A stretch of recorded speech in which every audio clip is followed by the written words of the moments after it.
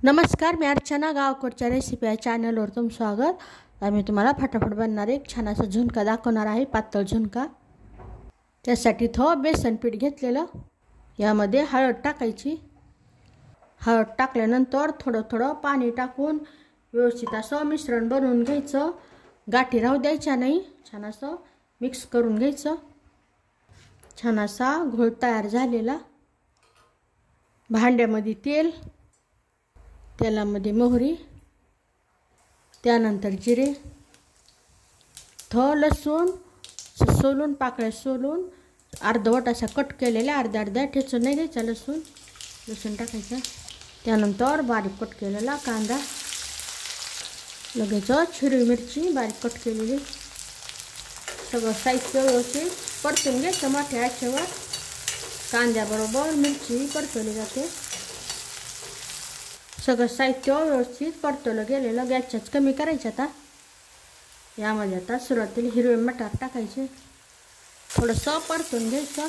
त्यानंतर टमाटर मिश्रण टाकायचं.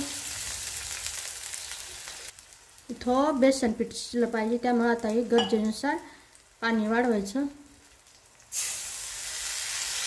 चवीनुसार मीठ. 6 मिनिटापर्यंत छान असं गॅसच्यात मंद ठेवून व्यवस्थित असं हलवून घ्यायचं, शिजू द्यायचं. इथं 2 मिनटं झालेले, तर परत 2 मिनटं असं झाकण ठेवायचं. छान असं बेसन पीठ शिजलं जातं. अधूनमधून हलवत राहायचं. 2 मिनटं झालेले. 2 मिनटानंतर परत असं मिक्स करत राहायचं आणि तळाला लागल्याचं काढायचं, बाजूचंही काढायचं. मिळून पूर्ण 6 मिनटं व्यवस्थित असं बेसन शिजवून घ्यायचं. गॅस बंद करायचा. बारीक कट केलेली कोथिंबीर.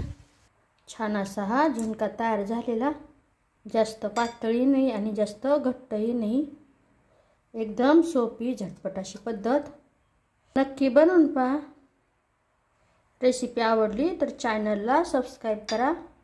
चॅनलवरच्या बाकी रेसिपी जी आवडल्या तर त्यांनाही लाईक करा.